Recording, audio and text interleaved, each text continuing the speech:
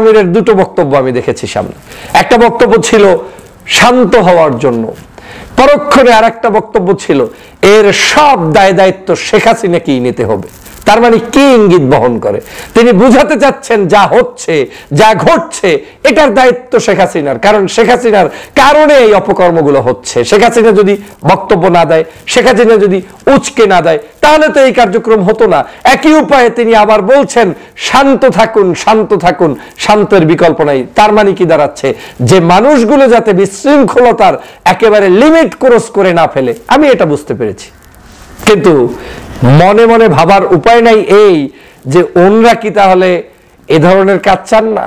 ওনরা কি চান আর কি চান না সেটা লিখিত পরিত সাংবাদিক সম্মেলন করে বুঝানোর নাম রাজনীতি না, কিংবা সংবাদ সম্মেলনের বিষয়ও না। নিজে যেই কাজটা করছি একই কাজ আমি আমার বাবা করুক, সেটা আমি চাই না। আমরা ইউটিউবিং কেউ করলে, ফেসবুকিং কেউ করলে আমরা মনে করি আমাদের নিয়ন্ত্রিত, মানে ঘেড়ি চেপে তাদেরকে আমাদের মতো শিখাতে চাই না। রং।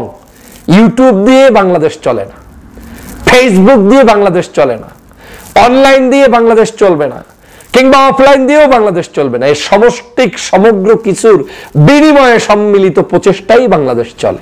আমি যদি আজকে এমন কোন গরম বক্তব্য দেই, এটা ভিউ হবে 10 কোটি, কিন্তু এই 10 কোটি বক্তব্য দেওয়ার পরেও যদি আমার পিছনে ইনফ্লুয়েন্স না থাকে, জামাত কিংবা বিএনপি কিংবা অন্য কোনো রাজনৈতিক দলের সাপোর্ট না থাকে, ব্যাকআপ না থাকে, আমার সর্বশেষ ওই ঢাকা শহরের যেখানেই মানুষ ডাকবো সম্পূর্ণভাবে সেখানে সর্বোচ্চ 50-100 জন মানুষ আসবে, বেশি আসবে না।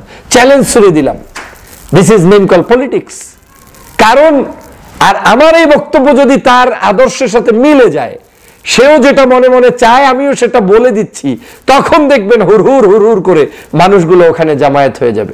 ভাবার কোনো উপায় নাই যে একজনে বলে দিচ্ছি আর লগে লগে মানুষ গিয়ে উপস্থিত হয়েছে। না, এই মানুষগুলো একই চিন্তা লালন করে বিধায় ওই সময়ের জন্য উপস্থিত হয়েছে। আজকে পারলে আপনি ঢাকা শহরে কারো ঘর ভাঙচুর করতে মানুষ ডাকেন, চ্যালেঞ্জ ছুড়ে দিলাম 5 জন মানুষও আপনি পাবেন না। আমাদের এই ডাকগুলোরও বিশেষ সিজন আছে। শেখ হাসিনার এই ধানমন্ডির 32 নম্বর বাসভবন 6 মাস পর্যন্ত কেউ একটা ঢিলাও মারে নাই, এবং ঢিলা মানাটা কেউ একটা অপরাধ মনে করেছে। এটাই বাস্তবতা। না না, দরকার কি, এটা 5 তারিখে শেষ হয়ে গিয়েছে, আর কিছু মারবো না। ঢিলা মারছে কখন?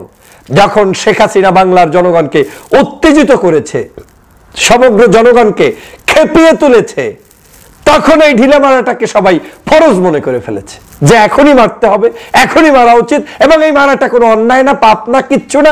সে কারণে প্রশাসন থেকে শুরু করে কেউ কিচ্ছু করতে পারে না, জনতাই সেখানে বিজয় অর্জন করেছে। শেখ হাসিনার একটি বক্তব্যকে কেন্দ্র করে আবারও ঢাকা উত্তাল হয়েছে, এবং সেই উত্তালের অংশ হিসেবে 32 নম্বরের যে ঘটনাটি ঘটেছে সেটা বাংলাদেশের সবাই কম বেশি এখন জানেন। 32 নম্বরের ঘটনা পরবর্তী সময়ে বাংলাদেশে বিভিন্ন জায়গায় বেশ কিছু ঘটনাও ঘটেছে, সংগঠিত হয়েছে। আমাদের এই সকল ঘটনাকে কেন্দ্র করে রাজনৈতিক মহলের সিনিয়র নেতৃবৃন্দ, অনলাইন অ্যাক্টিভিস্ট, কিংবা রাজনীতি ছাড়াও সমাজের সচেতন ছাত্র সমাজ, যুব সমাজ, নাগরিকদের মধ্যে বিভিন্ন ধরনের মিশ্র প্রতিক্রিয়া ব্যক্ত করা চলছে। বাংলাদেশের অন্যতম সেরা দুটি দল, বাংলাদেশ জাতীয়তাবাদী দল এবং বাংলাদেশ জামাত ইসলামী। জামাত ইসলামের আমিরের বক্তব্য, ফেসবুক পোস্ট, বিএনপির বেশ কিছু নেতার বক্তব্য কিংবা তাদের আলোচনা, এই সবগুলো নিয়ে এখন চুলচেরা বিশ্লেষণ চলছে বাংলাদেশের প্রত্যেকটি ঘরে ঘরে। আমি সবসময় যে কথাটা শুরু থেকেই বলতাম সেটা আজও বলছি, প্রথমেই ক্লিয়ার করে দিচ্ছি যে রাজনীতিবিদদের বক্তব্য আর অনলাইন অ্যাক্টিভিস্ট কিংবা ইউটিউবারদের বক্তব্য এক নয়। রাজনীতিবিদরা যে চিন্তাটা আজকে করেন বা আগামীর 10 বছর পরের গুলো নিয়ে চিন্তা করেন, সেটা সমাজের আজকের বর্তমান সময়ের একজন টকবগে যুবক সেই চিন্তাটা করবে না। এবং যেই রাজনীতিবিদ আজকে যে ভাষায় বক্তব্য দিচ্ছেন, এই একই ভাষায় ওই একই রাজনীতিবিদ যখন আমার বয়সে ছিলেন, 12 বছর, 16 বছর, 30 বছর, 25 বছর, তখনও তিনি ওই একই স্টাইলে বক্তব্য দিতেন না। কারণ তৎকালীন সময়ে তিনিও আমাদের মতো একজন টকবগে যুবক ছিলেন। বাস্তবতা, ভবিষ্যৎ কি হবে না হবে এত কিছু চিন্তা না করে তিনিও ওই জোশে সব কার্যক্রম করতেন। বাংলাদেশের সমস্যাটা হচ্ছে আমরা সবকিছু তালগোল পেকিয়ে ফেলি। পৃথিবীর সব মানুষকেই আমার মতো করতে পছন্দ করি, কিন্তু আমি যেটা করছি এটাই রাইট মনে করে সবাইকে মনে করি যে সেও আমার মতো করুক, যেটার আমি ব্যক্তিগতভাবে ঘোরতর বিরোধী। এজন্য বিরোধী, একটা সমাজে যেমন একজন মুরব্বী থাকে, এই সমাজে একজন যুবকও থাকে, এই সমাজে একজন কিশোরও থাকে। একটা সমাজে যেমন একজন নায়িকা থাকে, এই সমাজে একজন ইমামও থাকে, এই সমাজে একজন পুরোহিতও থাকে। সমাজটা কখনোই আপনার একক নিজের চিন্তায় পরিচালিত হবে না। একজন হিন্দু মানুষ যদি হিন্দু ধর্ম পালন করে, এট দ্য সেম টাইম মুসলমান যখন সেটাকে রেসপেক্ট করে এবং তাকে অ্যালাউ করে, দ্যাট মিনস এই সমাজের এটা দাবি যে প্রত্যেকটি জাতি, গোষ্ঠী, ব্যক্তি তার স্বাধীনতা ব্যক্তিগতভাবে লালন করতেই পারে। আমি এই প্রসঙ্গগুলো কেন আনছি? এটা আনছি এজন্য, ভবিষ্যৎ বাংলাদেশ বিনির্মাণের জন্য আমাদেরকে, আগামীর বাংলাদেশের জন্য এই সর্বশ্রেণীর মানুষদের মতামতকে, গ্রহণযোগ্য ব্যক্তিদের মতামতকে, কিংবা সমাজের যত প্রতিষ্ঠিত অর্গান রয়েছে তাদের মতামতকে গুরুত্ব দিয়ে তারপরে আগাতে হবে। আমাদের রকচাটা মনোভাব যেন এমন না হয় যে আমরা প্রত্যেকটা কাজেরই রিয়াকশন দেখাতে যাব, তাহলে আমাদের মূল অ্যাচিভ কিছুই হবে না। আমরা তখন গর্তের ভিতরে পড়ে যাব, উদ্ধার করার জন্য কিন্তু আমাদের কোনো মানুষ পাশে পাবো না। যেমন আমি 32 নম্বরের ঘটনাকে আমি মনে করি, শেখ হাসিনা যে বেয়াদবি করেছে বাংলাদেশের ছাত্র জনতার সাথে, শয়তানি করেছে এবং ছাত্র জনতাকে খুন করার পরে আবার ছাত্র জনতার উদ্দেশ্যে ভাষণ দিচ্ছে, এটা কোনোভাবে অ্যাকসেপ্টেবল না। তো অ্যাকসেপ্টেবল না, আমাদের মতো টকবগে যুবকদের কাছে অ্যাকসেপ্টেবল না বিধায় আমরা যা করার সেটাই করব। এটার জন্য কারো কোনো হুকুম লাগবে না, কে নির্দেশ দেবে কে দেবে না এটা দেখার বিষয় থাকবে না, জেলে যাব কি যাব না এটা মাথায় থাকবে না, কি আমার করতে হবে কি আমার হবে এটা আমার দেখার বিষয় না, আমার উপরে কি হচ্ছে তাও আমার দেখার বিষয় না। কারণ আমাকে তিনি সংক্ষুব্ধ করছে, আমার বন্ধুকে তিনি মেরেছেন, আমি আমার দায়িত্ব সে কারণে পালন করব। আর তাই হয়েছে, বাংলাদেশের কোনো নেতৃত্ব ছাড়াই এই যে 5ই ফেব্রুয়ারির যেটা ঘটেছে, এটা 5ই আগস্টের চাইতেও নেতৃত্বহীন একটি কার্যক্রম সংগঠিত হয়েছে। মানে এখানে কোনো নেতা টেতা নাই, সবাই নেতা, সবাই গিয়ে সেখানে করেছে। অতএব এটা একটি সামষ্টিক সার্বজনীন সকল দলমত শ্রেণী পেশার মধ্য থেকেই মানুষগুলো ওই বিভিন্ন শ্রেণী পেশার, কিন্তু সেই মানুষগুলোই যার যার চিন্তার আলোকে একক সিদ্ধান্তে এখানে এসে দাঁড়িয়েছে। সামনে না আছে জামাত, না আছে বিএনপি, না আছে ছাত্র আন্দোলনের একেবারে শীর্ষ পর্যায়ের নেতা, না আছে ভিন্ন কিছু, কিন্তু তারা এসে দাঁড়িয়েছে। অর্থটা দাঁড়াচ্ছে যে সংক্ষুব্ধ যখন হবে তখন সবাই দাঁড়াবে। এট দ্য সেম টাইম যারা রাষ্ট্রের 50 বছর পরেও রাজনীতি কি হতে পারে, আগামীকালকের দেশ কেমন হতে পারে সে নিয়ে চিন্তা করেন এবং রাজনীতিবিদ হিসেবে রাজনীতি করেন, তিনি তাদের জায়গায় ফেসবুকে স্ট্যাটাস আমার মতো দেবেন না। যেমন জামাতের আমির সাহেবের বক্তব্য যদি আমার মতো হয় তাহলে তিনি আমির হওয়ার যোগ্যতা রাখেন না। আবার আমি যেটা হচ্ছি বা করছি এটা যদি তার আচরণে প্রকাশ পায় তাহলে তো তিনি আমার মতো হয়ে গেলেন, তিনি তো আর আমির হলেন না। একই উপায়ে বিএনপিরও আমি সিনিয়র অনেক নেতাকে দেখেছি এই জাতীয় বক্তব্যগুলো খুব টেকনিক্যালি এড়িয়ে গিয়েছেন, বাট পেজে আমরা দেখেছি মিডিয়া সেল বা বিভিন্ন জায়গায় বিভিন্ন মানে স্লোগান বা কিছু পোস্ট যেটা আপনাকে ভিন্ন উপায়ে হয়তো আপনার কি বলে উদ্বুদ্ধ হয়তো করবে। বিভিন্ন জামাত মাইন্ডেড মানুষদের পোস্ট হয়তো এমন ভাবে আসছে উদ্বুদ্ধ করবে। আমি ছাত্র নেতাদের পোস্ট দেখেছি, কেউ লিখছেন ঈদ মোবারক, কেউ লিখছেন উৎসব চলুক, উৎসব হোক না, এই যে বিভিন্ন ভাবে বা আজ রাতেই একটা কিছু হয়ে যাবে, এটা কিন্তু কোনো সরাসরি কোনো নির্দেশনা নয়, কিন্তু এটা ইঙ্গিত বহন করে যে something is going to be. তো সেই জায়গা থেকে আমি এদের কারোরই দোষ মনে করি না, যারা আমাদের এইটাকে সরাসরি হুকুম দেয় না, দিবে না, এটা তাদের আমি মনে করি রাজনৈতিক দূরদর্শিতার আরো একটা অংশ বিশেষ। কারণ আপনি রাজনৈতিক নেতাদের আচরণ এমন একটা জায়গায় থাকতে হবে যেখান থেকে তিনি চাইলে বন্ধ করলে বন্ধ হবে, উদ্বুদ্ধ করলে উদ্বুদ্ধ হবে, কিন্তু তিনি এমন কিছু আচরণ করে ফেলবেন না যেটা করলে বন্ধ করতে বললে আর বন্ধ হবে না, আর উদ্বুদ্ধ করতে চাইলে উদ্বুদ্ধ হবে না, জাতি একটা ক্লান্তিকালে পড়বে। আমি সে কারণে জামাতের আমির সাহেবকে স্যালুট জানাই, বিএনপির দূরদর্শী যারা ওই সমসাময়িক সময়ে যে সকল নেতারা গুরুত্বপূর্ণ ভূমিকা পালন করেছেন আপনাদেরকেও স্যালুট জানাই। শুধু তাদেরকে না, বাংলাদেশের সবাইকে।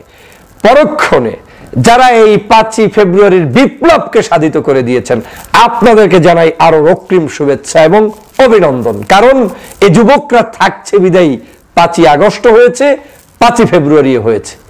সব জায়গায় যুবকের সাথে মুরব্বী থাকলেই যে সফলতা আসবে এমনটা নয়। অতএব আমরা মুরব্বী ছাড়া যেই দিনগুলো পালন করেছি সেটাও আমাদের জন্য শিক্ষার, কিন্তু 365 দিনই মুরব্বী ছাড়া থাকা যাবে না। মাঝে মাঝে আমাদেরকে মুরব্বীহীন হতে হবে হয়তো, কিন্তু মাঝে মাঝেই সেটা হতে হবে, প্রতিদিন হওয়া যাবে না। আমার আজকের মেসেজটা বুঝতে একটু সময় লাগবে আপনাদের। এদেরকে ওই জায়গাটায় স্থান দিয়ে দিতে হবে।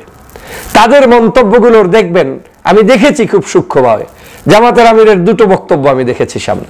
একটা বক্তব্য ছিল শান্ত হওয়ার জন্য, পরক্ষণে আর একটা বক্তব্য ছিল এর সব দায় দায়িত্ব শেখ হাসিনাকেই নিতে হবে।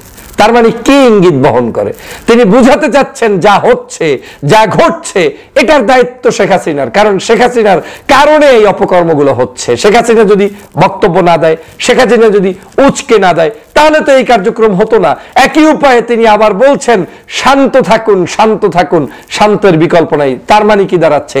যে মানুষগুলো যাতে বিশৃঙ্খলতার একেবারে লিমিট ক্রস করে না ফেলে। আমি এটা বুঝতে পেরেছি, কিন্তু মনে মনে ভাবার উপায় নাই এই যে ওনরা কি তাহলে এ ধরনের কাজ চান না? ওনরা কি চান আর কি চান না সেটা লিখিত পরিত সাংবাদিক সম্মেলন করে বোঝানোর নাম রাজনীতি না, কিংবা সংবাদ সম্মেলনের বিষয়ও না। প্রিয় সহযোদ্ধা ভাইরা, আমি সবসময় এই কারণে আমার আলোচনাগুলোর কিছু ভিন্ন লক্ষ্য বস্তু থাকে।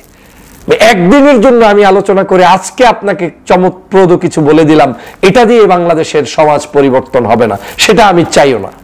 আমি নিজে যেই কাজটা করছি একই কাজ আমি আমার বাবা করুক, সেটা আমি চাই না। বাস্তব সত্য কথা বলছি। আমার বাবার জায়গা থেকে তার গ্রহণযোগ্যতার ভিত্তিতে তাকে তার জায়গায় কাজ করতে দিতে হবে। সে আমার চেয়ে অন্তত 60 বছরের মুরব্বী, তাকে সেই সম্মানটা দিয়ে আমাকে কাজ করতে হবে। আবার আমার ছোট ভাই যেটা করবে সেটা আমি করতে চাই না, করতে পারবো না, ছোট ভাইকে দিয়েই করাতে হবে। আমার এই কথাগুলোর মধ্যে অনেকগুলো মেসেজ আছে। বাংলাদেশে আমরা সবসময় একটা কাজ করি, আমরা ইউটিউবিং কেউ করলে, ফেসবুকিং কেউ করলে আমরা মনে করি আমাদের নিয়ন্ত্রিত, মানে ঘেড়ি চেপে তাদেরকে আমাদের মতো শিখাতে চাই। না, রং। ইউটিউব দিয়ে বাংলাদেশ চলে না, ফেসবুক দিয়ে বাংলাদেশ চলে না, অনলাইন দিয়ে বাংলাদেশ চলবে না, কিংবা অফলাইন দিয়েও বাংলাদেশ চলবে না। এই সমষ্টিক সমগ্র কিছুর বিনিময়ে সম্মিলিত প্রচেষ্টাই বাংলাদেশ চলে। ইউটিউব উদ্বুদ্ধ করতে পারে, ফেসবুক উদ্বুদ্ধ করতে পারে, আমার একটা বক্তব্য আপনাকে উদ্বুদ্ধ করতে পারে।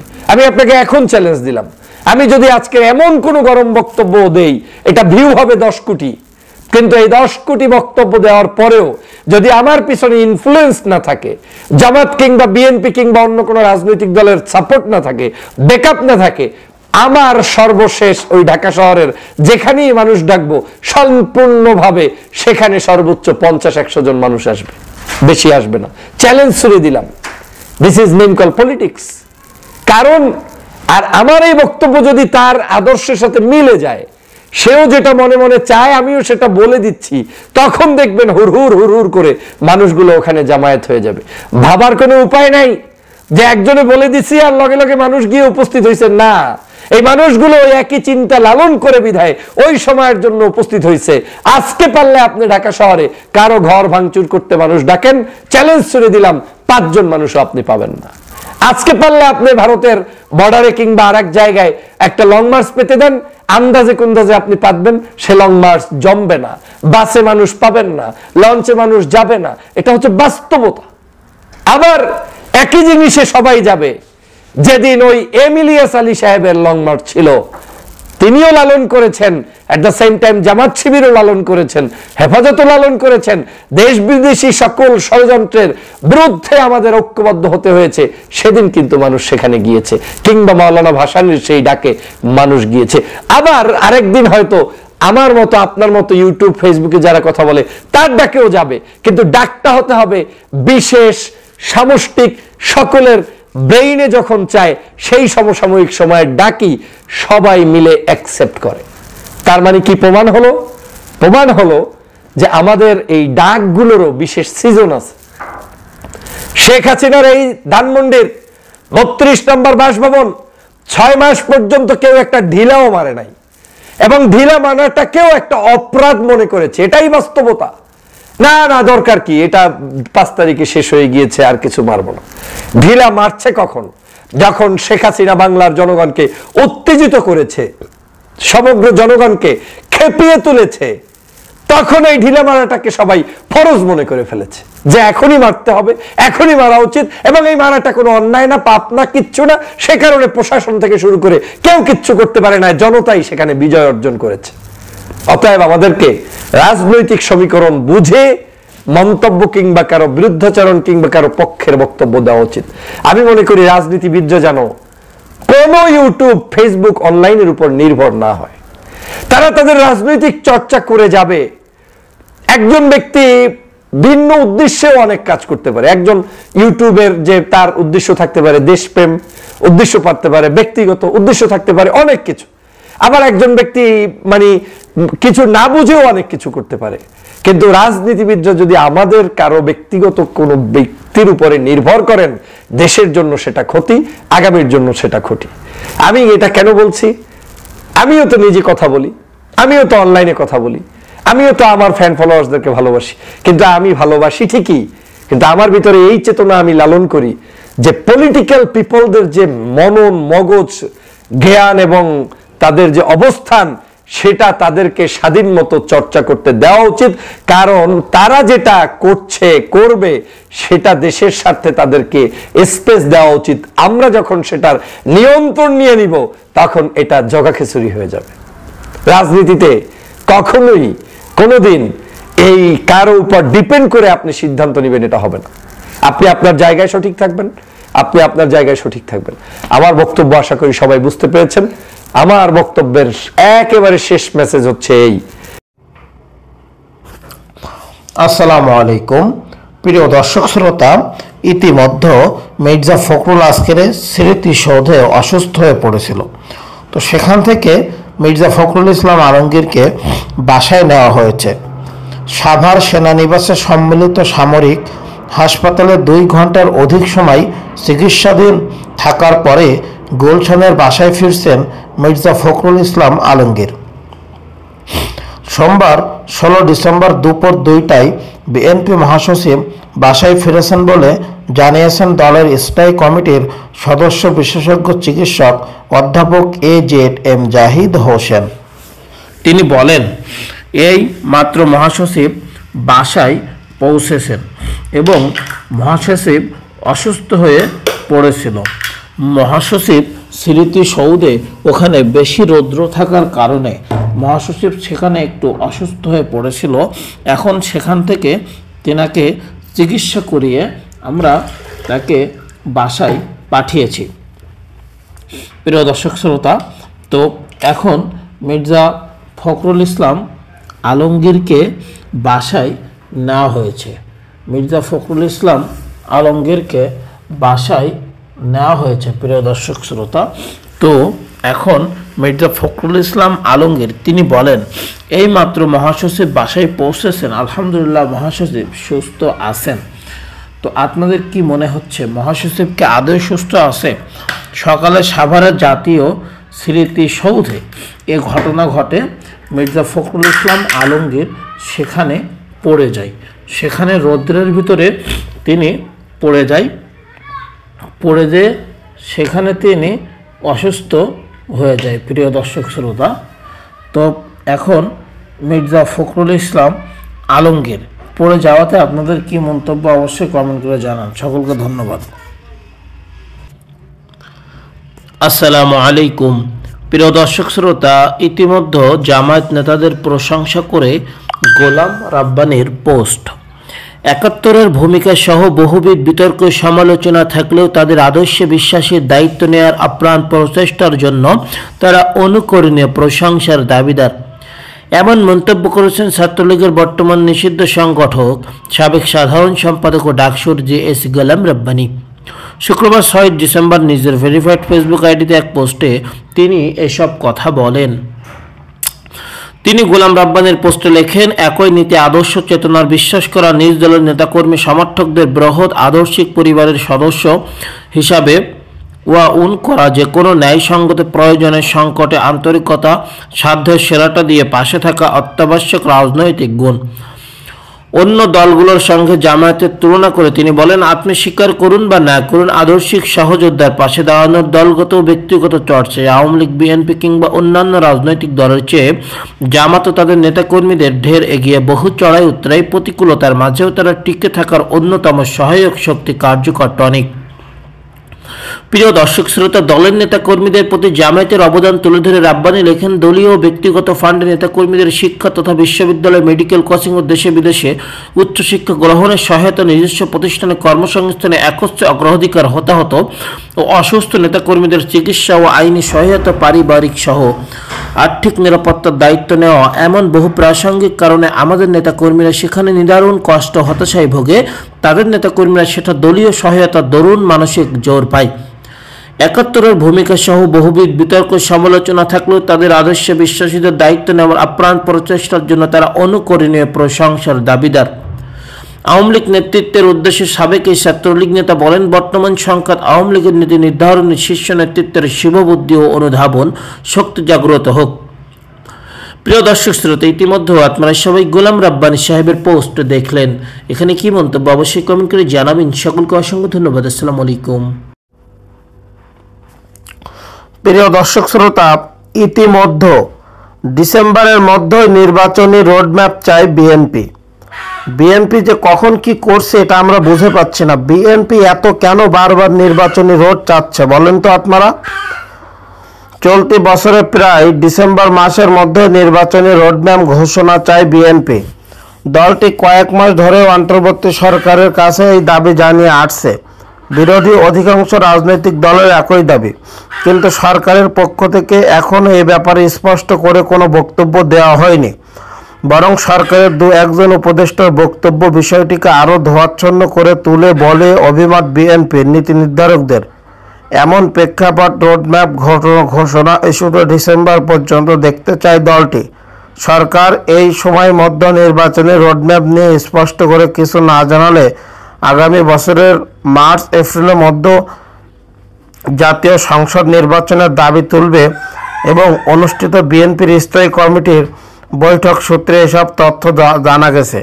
প্রিয় দর্শক শ্রোতা, বিএনপি ক্ষমতা নেওয়ার জন্য আসলে পাগল হয়ে গিয়েছে। গুলশানের চেয়ারপারসনের রাজনৈতিক কার্যালয়ে অনুষ্ঠিত বৈঠকে বিএনপির ভারপ্রাপ্ত চেয়ারম্যান তারেক রহমানের সভাপতিত্বে স্থায়ী কমিটির সদস্য খন্দকার মোশাররফ হোসেন, মির্জা আব্বাস, আব্দুল মঈন খান, নজরুল ইসলাম খান, মির্জা ফখরুল এরা সবাই মিটিং করে। প্রিয় দর্শক শ্রোতা, বিএনপির এ সমস্ত কার্যকলাপ আপনারা কোন দিক ঘিরে দেখছেন একটু অবশ্যই কমেন্ট করে জানাবেন। তবে বিএনপিকে নিয়ে টেনশনে রয়েছে। বিএনপি আসলে কখন কি করতে যায় বিএনপি সেটা বুঝতে পারছে না। প্রিয় দর্শক শ্রোতা, বিএনপি আসলে কি করতে চায় বলেন তো আপনারা? প্রিয় দর্শক শ্রোতা, অবশ্যই বলুন।